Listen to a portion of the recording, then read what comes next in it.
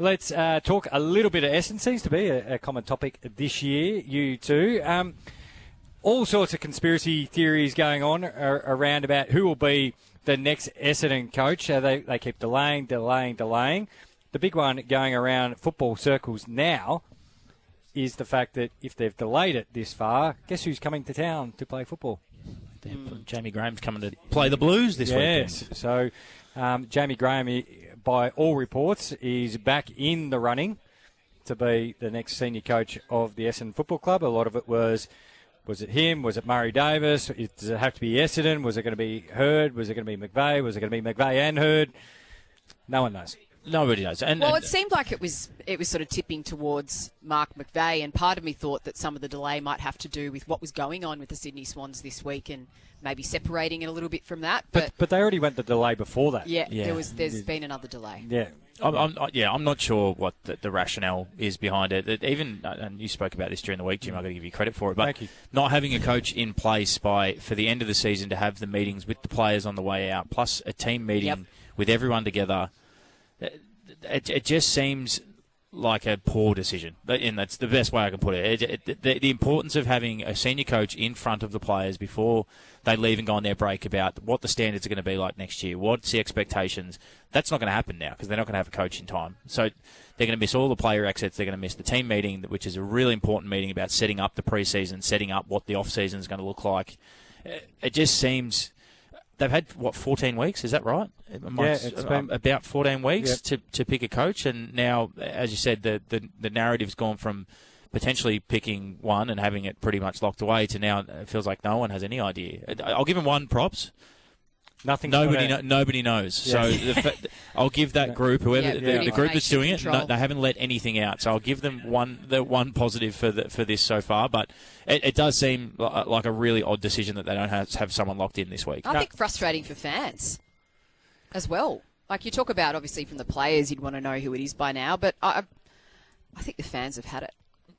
Yeah, we'll see. Selection process. And there's another conspiracy theorist. Are they not locking it in so that the fans don't not rock up for the last game? Who knows? It's there's wild theories. Ultimately, let's just hope that the process plays out and they pick the right person for the job and the club can move forward together. But ultimately, I'm no idea which one they're going to choose now. I thought I knew a few weeks ago. Now I don't. Jim, what do you think? No, I agree with Sam. Well done to whoever's involved. Maybe they still don't know. You should know by now. If you don't know after 14 weeks. Yeah. My thought, and as Sam said before, you want to get in front of some players who you're actually keen on, at least have a shot at the stumps you want to keep. So if Jordan Ridley's angling to get out and you actually rate him as a player from afar or what you've seen or you've got a relationship, you want to go, hey. Because their exit interviews are next week. More than likely, it'd be probably Monday to Wednesday next week. So they're playing their final game this weekend. Exit interviews early next week. And unless you're walking in there and they're saying on Monday, this is your coach, I mean, is that coach sitting in on your exit interviews? They're reporting that Dean Solomon will do those exit interviews.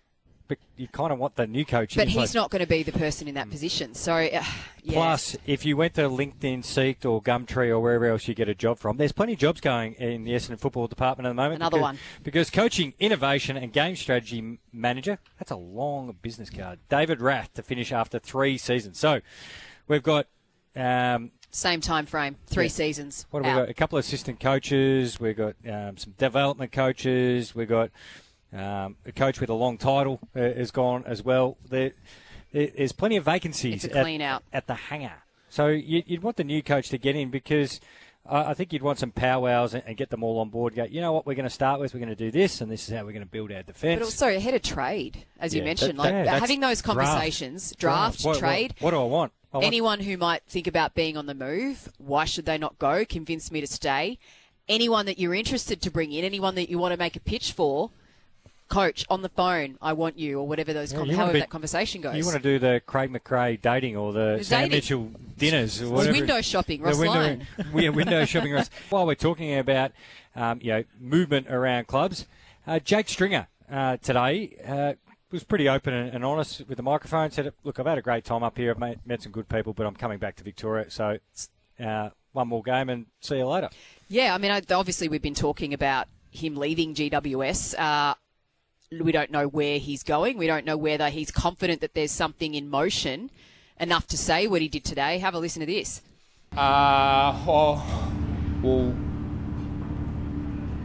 it will probably most likely go back to Melbourne just with family reasons. So my dad's been sick throughout this whole year, and being away from the two girls back in Melbourne's been challenging. So it will probably most likely be my last game at the Giants. I'm comfortable with that, and I think the decision's probably time to go back to Melbourne and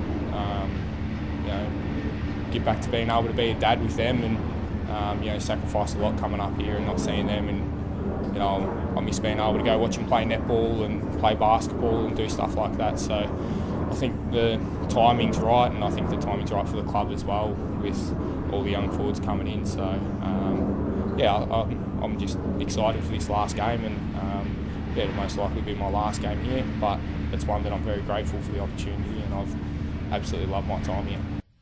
He's had a pretty decent year. He's kicked over 40 goals, also kicked over 40 behinds. He's had mid-90s shots for a mid-sized forward. They're pretty hard to find. Likely places, you reckon, Sam, for him to go? Likely places. Collingwood? You'd think it's any of the teams that are in. Everyone just says Collingwood because they tend to like older players that are in the window to keep them in the finals. All the forwards side of it, Yeah, they're one. I just want to say, that was so well handled, but we don't hear players be honest like do that in media very often in terms of their language about how open they are with what their future looks like, what their plans are, the reasons are behind their plans. I thought that was actually that was very humble, that was very responsible and well thought out by him. Obviously by the Giants still playing him. They know what this is going on and they're still playing him. In terms of the wider, broader conversation around movement around clubs and are we as an industry ready to be able to hear some of those conversations, I reckon that's a great step towards that. I was thinking that too. I was like, we don't often hear someone saying, this is my last game and I'm on the move to Melbourne while you're in season. And while he's playing a game in 2 days. Yep. There's maybe at a big club down here, people might be going crazy about it, but I love those conversations because it starts to give a bit of framing behind the decision-making behind him. He's a dad that wants to come home and spend more time with it. Because the thing kids. is, I think with Jake Stringer, you think that'd be club number 4. Yeah. And so without hearing the context around it, which he was willing to journeyman? provide. He's 4 clubs journeyman. That's another He's a journeyman. But you think, that'd be a 4th club then. But you go, okay, so I understand why where he is now for him personally isn't ideal. But interesting that he said he thinks the club's on the same page as well. So maybe, there were some other conversations about it was good PR. whether he would stay. It was good PR. Let's get to the Nick Didosi open line. And Ahmed's been waiting patiently. Good evening, Ahmed. Evening to you, Jimmy, and the panel. So the likely scenario that Zak Butters will be nominated all 3 different Victorian clubs, Richmond, Geelong, or even Western Bulldogs. If so, will Port Adelaide demand to match the bid if he goes any 3 of the clubs in return for Zak Butters? So they can choose to match the bid. They don't have to demand it. Whatever the contract, so they actually get line of sight of the contract that's being put in front of him, and then Port Adelaide then can match it, which then forces it into a trade scenario. So think Jeremy Cameron, think Patrick Dangerfield. So otherwise they'd receive a pick after where their first original pick is, and so that's why it's likely to be matched so they can get a bigger haul for Zak Butters. Did I explain that okay, Ahmed? Perfectly, Jimmy. Beautiful. Oh, well done, Jim. Thanks. Thank you. What do you reckon he's worth, Jim? Because in picks? you'd be very stupid not to match it. Do you want picks? Do you want picks and players? I want picks and players. Mixture of. Yeah. You want both? Yep. Well, yeah. Well, give me both. Give me how many firsts is he worth? Depends where they're spread out and too. Who the player is as well, probably, right? And who's actually got access to them. That's why a lot of people talk about. I don't want to give him too many outs. I want no. Be specific, Well, because we've got 3 different clubs and they've got.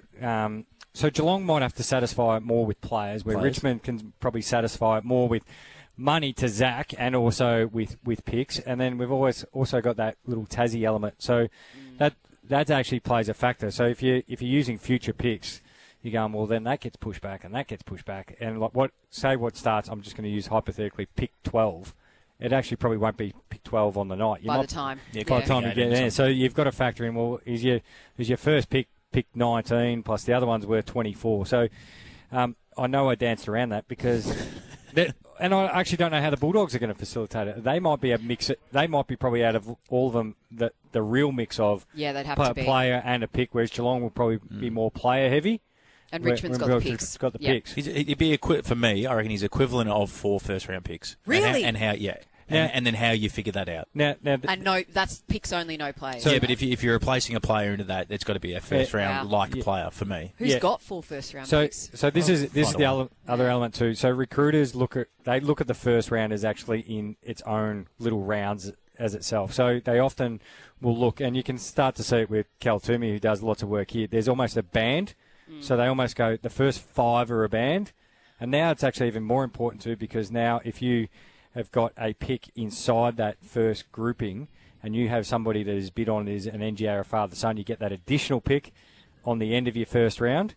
So it's actually more valuable now, those first 5 picks. So when you're talking 4 first-rounders, you could say, well, out of those 4 first-rounders, like you could get 4, and like we said, there could be 4 that are 19, 20, and 24, or you could have one that's in the top 4, 1's in the top 10, and 2 are out the back somewhere like that. So I reckon some people jump up and they go, 4 first-rounders, what are you talking about? Whereas I was like, what? That sounded exactly like someone just below me down here. Yeah. So where 3 of them could be in the mid-20s by the time you get to it on the night. So, again, we just muddied the waters even further, and that's why we... I honestly wonder how many people actually understand that, Jimmy. Like, I know people understand trades. It's good fun. It is good fun. I very much enjoyed it. I know. Yeah. You're in the lab. Yeah. Geez, we've pumped my book up, now my podcast. Yes. What else am I doing? In the lab. The story going throughout the year, and Caroline Wilson nails them, is she reported a little bit early in the year about Craig Kelly stepping away from the Collingwood CEO role, and we were very fortunate only a couple of weeks later to have Craig Kelly on in the pre-game. He said, I'm staying around. Well, something caught your eye today, Laura, from Michael Gleeson in The Age. Yeah, I mean, it keeps going on, the speculation about what's happening with him, but Michael Gleeson has said Craig Kelly insists he's still the man in charge and will be until at least the end of next year. So I think we did get out of him that there was going to be a transition for him out of the job, but until at least the end of next year, if it goes beyond, that's a pretty long transition, really. The club is promoting executive Kerry Brewer to a new role to be the 2IC. So... yeah, I mean, I think he adamantly wanted to say, I'm not going to do it at the end of this year, which was initially what was reported. Now it's at least the end of next year. Yeah, just controlling the narrative a bit. According to Channel 7 report from last night, St Kilda assistant coach Corey Enright has met with Collingwood after missing out on the top job at Carlton as he assesses his options for 2027. He's out of contract with the Saints. Of course, the club is keen to keep him, but he has parked that contract conversations with the outcome of the Carlton job. So Collingwood are looking to bolster their footy department, of course, and Corey Enright, there'd be an element of, well, can I add another stop on my journey to being a senior coach? It's a big loss for St Kilda. If he hasn't gotten the top job, and he'd still leave the club. What does that mean for St Kilda? Because there was that narrative around he would be the next. Yeah, he'd be Ross's successor. Ross's successor, does that mean that Ross is just not going to sit down? Yeah, he's not going to entertain that conversation. It still doesn't mean he can't be his successor. Like, why does he have to be next to him? True. Next to him? Wouldn't it actually get him better prepared if he was to take over the St Kilda job at some time, whether Ross goes for another 1 year, 2 years, 5 years, whatever it may be, that then obviously he would have had, obviously his experiences under Bomber Thompson, then played under Chris Scott, coached under Chris Scott, and then Ross Lyon, of course, and now he gets Craig McRae. It reads pretty well on a CV when he's getting interviewed for a role, or for St Kilda, hey, go experience something else, go get all their IP, tumble turn and come back. Yeah, potentially that could happen, and maybe that's part of the whole process in it, is maybe he doesn't need to sit under Ross to do that apprenticeship, and then when and if that job does come up again, if it's at St Kilda, then he could apply for it, or if any other jobs. We've seen how close he got to the Blues one, so he's clearly a man in demand that's going to be in one of these seats at some stage soon, and maybe under Fly does give a different lens of a football club in the way that Collingwood go about it. Yeah, the Pies are without a development boss, obviously following Josh Fraser's departure, and look how well that worked out for him. And when Justin Lepage moved out of coaching to head up list management. So they've got some spots to fill, Collingwood, as well in their football department.